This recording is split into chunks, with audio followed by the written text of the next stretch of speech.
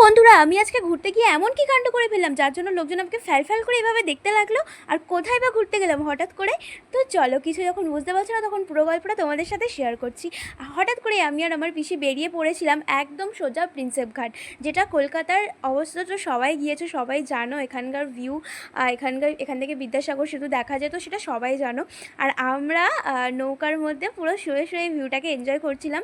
Mainly আমাদের এই night view enjoy করার জন্যই যাওয়া, কারণ আমরা আগের বার গেছিলাম যখন, তখন দিনের বেলায় ভিউ এনজয় করেছিলাম।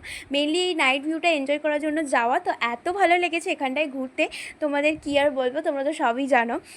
আশা করছি অনেকের ঘোরাও হয়ে গেছে। এখানকার খাওয়া দাওয়া আর চা এখানকার বেস্ট, না খেলেই নয় একদম। তো যাই হোক, আমরাও খেয়েছি, প্রচুর মজা করেছি। আর এই কাণ্ডটা করে লোকজন আমাদেরকে প্রচুরভাবে দেখছিল। তো তোমরাও ট্রাই করতে পারো।